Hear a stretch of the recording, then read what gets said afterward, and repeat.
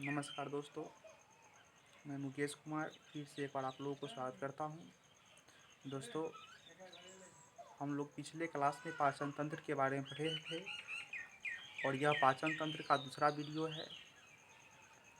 दोस्तों, पिछले क्लास में हम लोगों ने अध्ययन किए थे कि मुख गुहा से लार की सहायता से भोजन आमाशय में जाता है।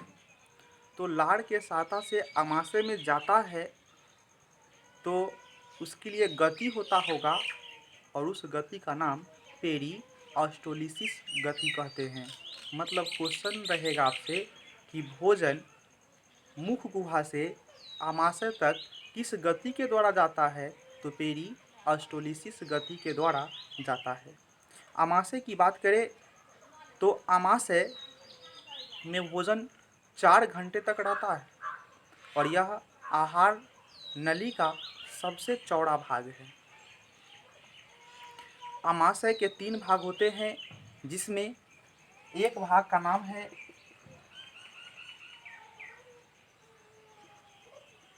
कार्डियक पार्ट, दूसरा का नाम है फंडिक पार्ट और तीसरा का नाम है पैलोरिक पार्ट।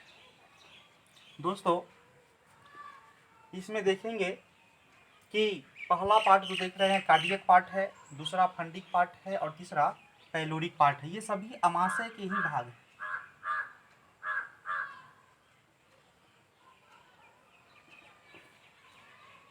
आमाशय में एक गैस्ट्रिन ग्लैंड पाए जाते हैं जिससे गैस्ट्रिक जूस निकलते हैं और यह गैस्ट्रिक जूस से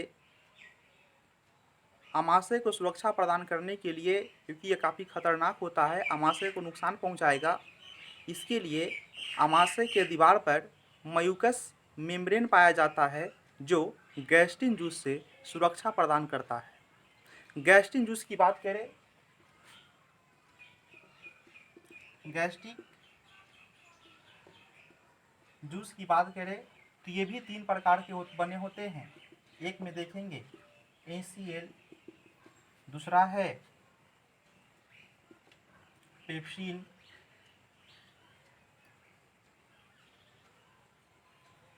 एंजाइम और तीसरा है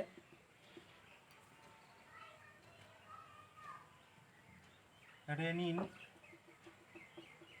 एंजाइम। दोस्तों, ACL अम्ल, पेप्सिन एंजाइम और रेनिन एंजाइम, एक छोटा सा बात समझेंगे कि जहाँ जहाँ सीन लगा होता है वहाँ वहाँ प्रोटीन होता है। जैसे पेप्सिन है तो अंत में सीन लगा हुआ है, थोड़ा सा समझेंगे कि जहाँ जहाँ सीन लगा होगा वहाँ वहाँ प्रोटीन होगा। तो हम पहले बात करते हैं ACL अम्ल को। यह जो है सबसे मजबूत अम्ल है।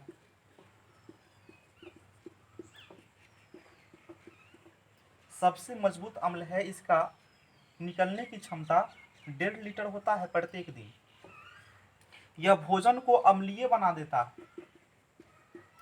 भोजन को अम्लीय बनाता है, क्योंकि इसकी आवश्यकता भी है कि भोजन अगर अम्लीय नहीं होगा तो भोजन का पाचन भी नहीं होगा। और ये काफ़ी अम्लीय होता है। इसका अगर पीएच मान की बात करें तो पीएच मान भी 1.5 से 2 होता है। तो ACL का पीएच मान भी आप याद रखेंगे कि 1.5 से 2 होता है। और ACL भोजन को टुकड़ी टुकड़ी में तोड़ देता है और तोड़ने के बाद वह एंजाइम को सक्रिय भी कर देता है। अगर एंजाइम की बात करें तो एंजाइम को सक्रिय भी कर देता है। याद रखेंगे कि एंजाइम को सक्रिय कौन करता है, तो ACL अम्ल करता है। उसके बाद दूसरा है आपका पेप्सिन एंजाइम।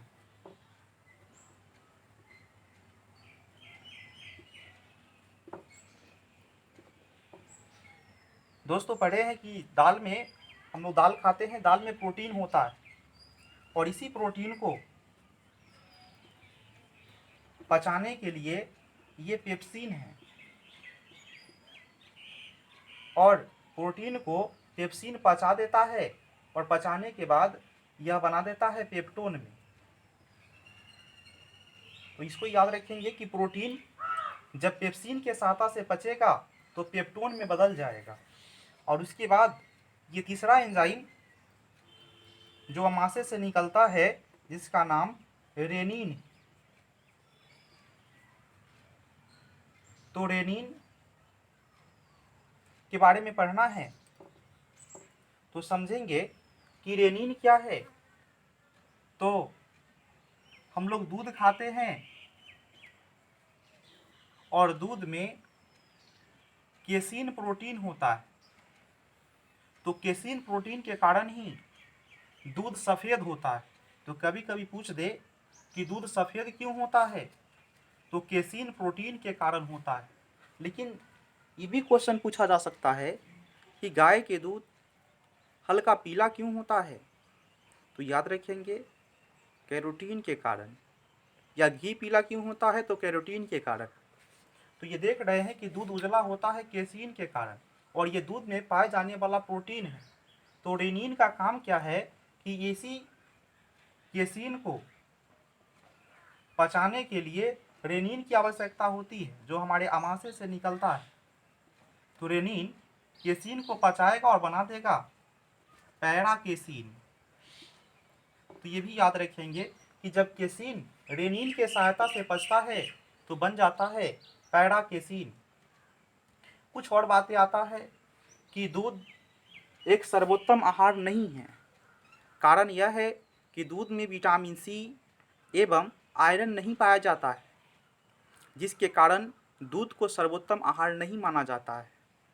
लेकिन जब दूध के साथ केला मिला दे तो लगभग उसमें आयरन पाया जाता है, तब तक वह सर्वोत्तम आहार बनने के लायक बन जाता है। लेकिन माँ के दूध को सर्वोत्तम आहार माना जाता है। कारण यह है कि माँ के दूध में एंटीबॉडी पाया जाता है, और यह एंटीबॉडी बच्चों को रोगों से लड़ने में मदद करता है। तो थोड़ा सा याद रखें कि माँ के दूध में एंटीबॉडी पाया जाता है। जब अमाशय की बात होती है तो अमाशय के बाद भोजन को जाना है छोटी आंत में।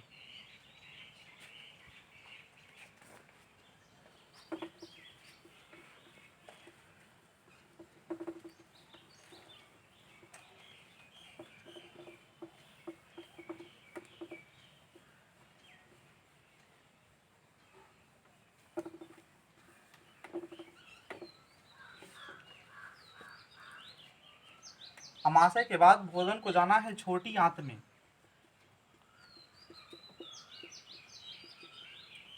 छोटी आंत की अगर लंबाई की बात करें तो इसकी लंबाई 7 मीटर होता है, और इस जो पाइप होता है उस पाइप का अगर व्यास की बात करें, इसकी व्यास 2.4 सेंटीमीटर होता है। तो बस इसको याद रखेंगे कि छोटी आंत की लंबाई 7 मीटर होता है और इसका व्यास 2.4 सेंटीमीटर में होता है। और आहार नली में सबसे लंबा छोटी आंत है। नाम छोटी है लेकिन यह सबसे लंबा है और सबसे चौड़ा अमाशय था। छोटी आंत में भोजन का लगभग काम संपन्न होता है, और छोटी आंत के भी 3 प्रकार होते हैं। एक में देखेंगे जो ड्यूडेनम होता है, उसके बाद जेजुनम होता है, उसके बाद इलियम होता है। जैसे डियोडेनम, दूसरा है जेजुनम, और तीसरा है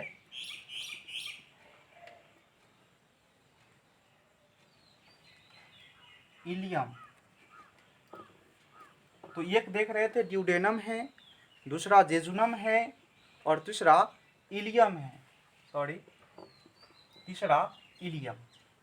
तो ये ड्यूडेनम की बात करेंगे कि ड्यूडेनम जो होता है वह यू अक्षर के आकार का होता है, और इसी ड्यूडेनम में दाहिने तरफ लीवर होता है और बाएं तरफ पैनक्रियाज, जिसको अग्नाशय कहते हैं। तो याद रखेंगे कि ड्यूडेनम से ही दो चीज जुड़ा हुआ है, एक आपका लीवर है और दूसरा पैनक्रियाज।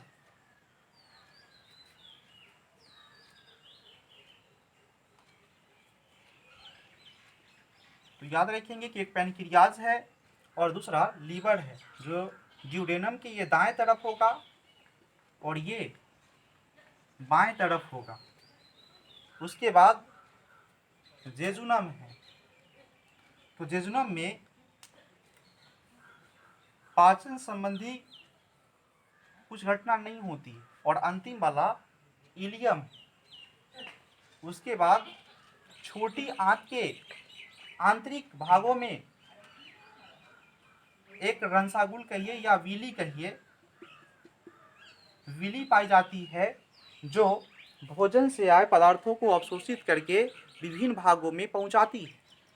उसके बाद छोटी आंत से भोजन को बड़ी आंत में जाना है और उसके बाद वह मल के रूप में बदल जाता है। जैसे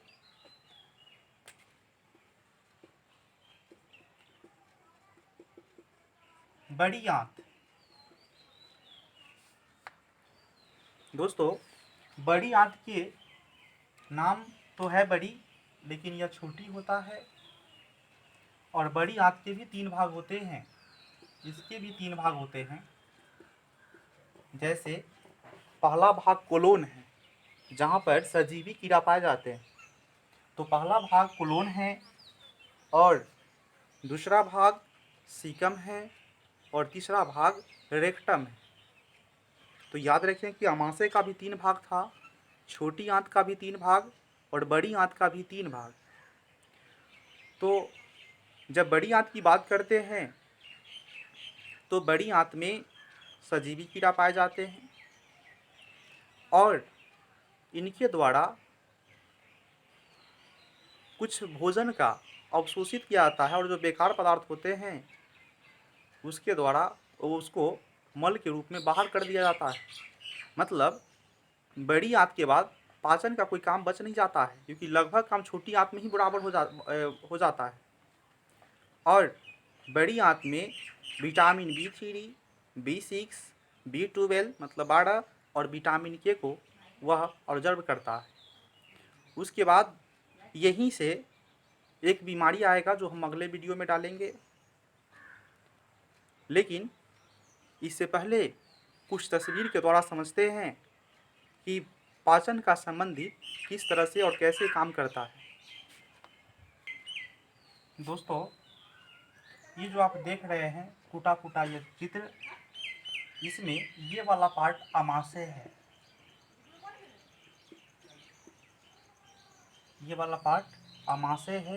जो ये पतला वाला लाइनिंग देख रहे हैं नीचे वाला, ये आपका छोटी आंत है और ये वाला जो देख रहे हैं ये वाला बड़ी आंत है। और इसकी विशेष रूप से हम लोगों ने अभी पढ़ा है, यही इसका तस्वीर है पाचन तंत्र का। इसके बाद फिर मैं एक छोटा सा अगले बार पाचन तंत्र का ही वीडियो लेकर आऊँगा। इसके लिए धन्यवाद, फिर मिलूँगा।